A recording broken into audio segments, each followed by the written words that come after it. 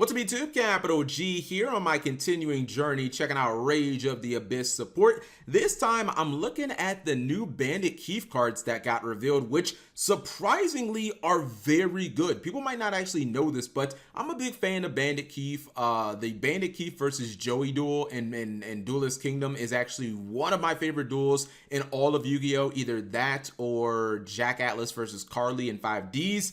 And they are referencing the heck out of it in these cards. Now, honestly, I expected these cards to suck. My expectations were basically zero because Keith has never been a powerhouse when it comes to like competitive Yu-Gi-Oh, at least like IRL. And his last support from the Legendary Duelist, whichever one it was, those cards kind of suck. They were nothing to write home about, but these cards are actually pretty good. I mean, the boss monster setups are very easy with this new support. I mean, basically one card. So let's go ahead and jump into it. You have Red Eyes Black Full Metal Dragon. It is a behemoth of a monster because you got 3,400 attack. It's a dark, and it's also a machine type. Lots of machines here because that's how Bandit Keith rolls. Now, it sounds like it's very, very difficult to summon because it can't be normal summoned or set, and it must be special summoned with Enhanced Metalmorph activated by tributing a level 5 or higher dragon monster. I read that and I was like, oh my goodness, I'm out. These cards suck. Why do I have to jump through all of these hoops just to summon a new boss monster? But you can actually do it with one card. So it's as crazy as that sounds. Like, it sounds really hard, but one card actually sets up the full combo. Now, first and second hard once returns.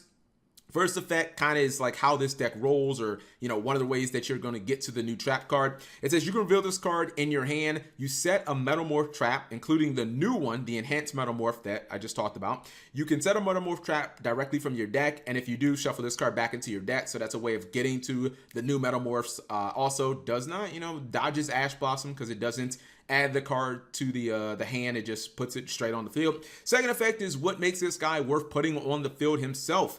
When your opponent activates a card or effect, you can negate that activation. Then you can inflict damage to them equal to the attack of one of their attack position monsters. So there you go. There's your big boss Omni negation. Also, you can do potential burn damage. So get this guy on field and, just basically get an Omni negation. Very solid, very solid. You have a Metalzoa X, so a new version of Metalzoa. You have actually two Zoas here. This one is a little different. For the most part, his effect is identical to the Red Eyes Metal Dragon. Basically, the only difference is instead of tributing a dragon, this guy tributes a fiend. First effect is identical.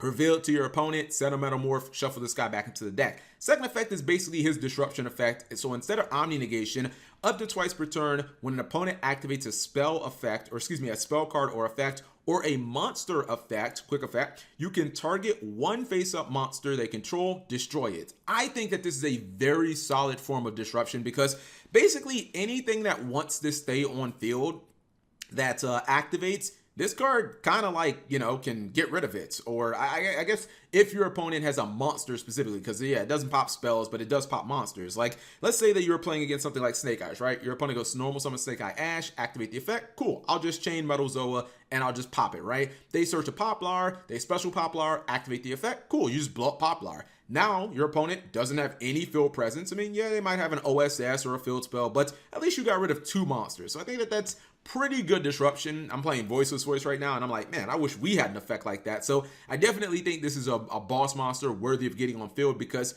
multiple pops per turn, pretty good. If it was just one, it wouldn't be that good. We have probably the worst new monster. This is Fiend Beast Zoa. And he's a level 7. He's a high level monster. He does not have that same first effect where he gets the Metalmorph traps from the deck by shuffling himself back into the deck. He's actually completely different, but he does have an effect that gets the Metalmorph traps. His first effect, if your opponent controls a monster, you can normal summon this card without tributing. So that does only work going seconds, unless I guess you got nibbed or something like that. Second effect, if this card is in your hand, you can special summon it in defense position. And if you don't have Enhanced Metalmorph in your graveyard, your opponent can special summon one monster from their hand. To me, that is very dangerous. I just don't want to give my opponent any opportunity to special summon during my turn. I don't want my opponent like full comboing me during their turn. So I think that effect is dangerous. Third effect during your main phase. So basically anytime that this guy is on the field, he can set a Metalmorph directly from your deck onto the field. So, basically like all these cards get to the new Metalmorphs, or they get to any of the Metalmorphs, but you're not going to be playing the old Metalmorphs, you're going to be playing the new ones. Now, the card that really is good, this is the card that sets up this entire archetype and makes it a one-card combo, is the Metal Copycat, which I feel like this is a Joey card, but you know, all this Bandit Keith stuff is related to Joey, etc., etc. He's a light, he's level 1/0/0, so like his stats don't really matter. And first and third are hard once per turns. Your first effect says if this card is normal or special summon, you can set a Metalmorph directly from your deck, your deck onto the field. And then if you have enhanced Metalmorph already in your graveyard, you draw a card. Second effect, this card's level is increased by 4 during your opponent's turn, which that effect would not make sense, except the third effect ties directly into it. You can declare one monster type. This card becomes that type until the end of your opponent's turn. So that's basically how you cheat around having to tribute, you know, or having to like tribute level 5 high drag, a level 5 or higher dragon, or a level 5 or higher fiend. This guy does it for you. You just normal summon him. You pull the new Metalmorph, which I'll talk about in a second, straight from your deck. Keep in mind, again, you can't be Ash because you're not adding anything. Then you declare that this guy becomes a dragon or a fiend. I probably would go dragon so I can get my new red eyes and get Omni Negation. And then you just end, it goes to your opponent's turn. He jumps up by 4 stars, so he's going to become a level 5. And there is your level 5 dragon. You have the Metalmorph. You've done the entire combo with one single card, and then you get a new boss monster who also has, you know, Omni Negation. So the entire kind of combo and setup just requires one card. I do like how Konami has made it very economical. That's why I'm like, maybe this could become a package, like a splashable package in certain decks. Your next card is basically just consistency. It's like a giant rota for everything. Approaching Machine, which I think that art is when like Bandit Keith was using the 7 completes on Slot Machine, but I could be wrong about that. And he was trying to get Joey to put something in attack mode because Joey kept putting monsters in defense. I think that's what they're referencing, but I could be wrong. Correct me in the comment section if I'm wrong. Approaching Machine, hard once per turn on the second effect. Add one monster that mentions enhanced Metalmorph, or you can add one Metalmorph trap from your deck or graveyard to your hand. So basically, this is a rota for the entire archetype. It searches every single card we're going to talk about because every card is either a monster that mentions enhanced Metalmorph or it is a Metalmorph trap in itself. It also gets them from the graveyard, which I love cards that do both because it means that the card is useful no matter what the game state is. If somehow all your combo pieces or all your starters are in the graveyard, it just doesn't matter. You can still recycle them from the graveyard. Second effect, if you control a Metalmorph trap, you can banish this card from your graveyard, target one of your opponent's defense position monsters, change it to attack, which again kind of references the anime.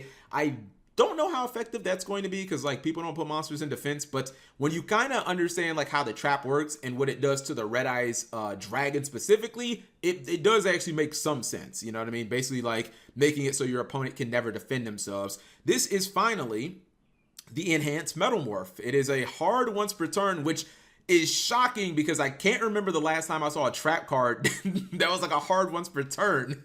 Usually traps are so bad in like modern Yu-Gi-Oh! They're never hard once per turns, but this one is. And I'm thinking it's because like every single card gets to it. Like it's so easy to get to. Like every card we've talked about has some way of getting this card onto the field.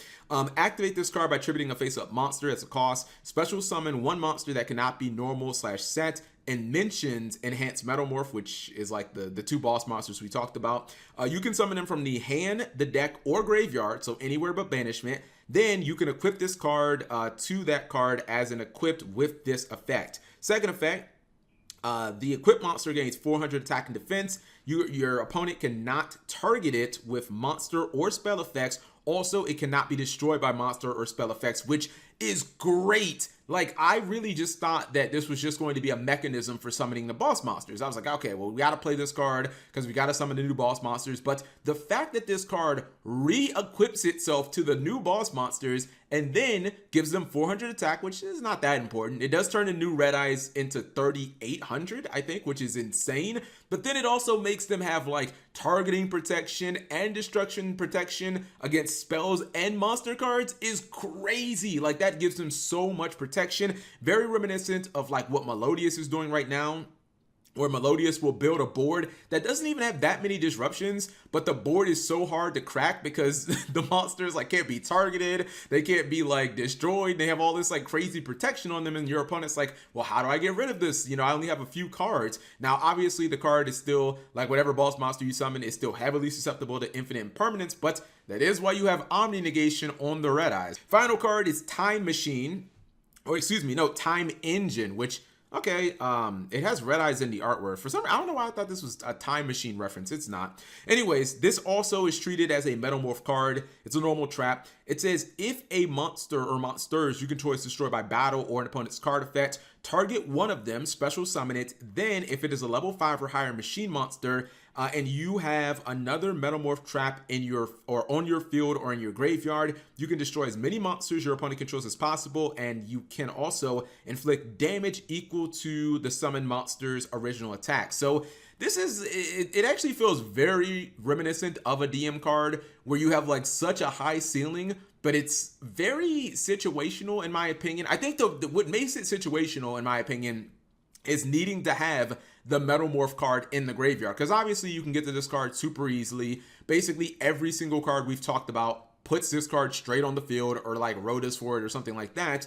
But the fact that like you don't get the field nuke without having another Metalmorph in the graveyard like kind of disturbs me, because you know, even though you might have to wait for your opponent to do something, you can technically just ram any of your monsters into one of their bigger monsters and you could trigger the effect. But I don't know if I would play this card. Probably, like, I'm leaning towards no, because you already have to play like multiple copies of the enhanced Metalmorph. But I'm thinking that this deck, even if you were just going to run it as an engine, probably just running the enhanced Metalmorph. So I think that this support is surprisingly solid. I don't think that it's good enough to be played on its own. I think that you'll either need to run like other just good generic cards like Fenrir's and stuff, or I think you splash this in with another engine. But overall, I kind of like it. I like the idea of getting a one card, you know, boss monster that has Omni Negation and also has layers of protection. It feels almost like a win condition when you resolve the Copycat and you get to your new red eyes. But you guys tell me what you think in the comment section below. Thank you guys for watching, as always.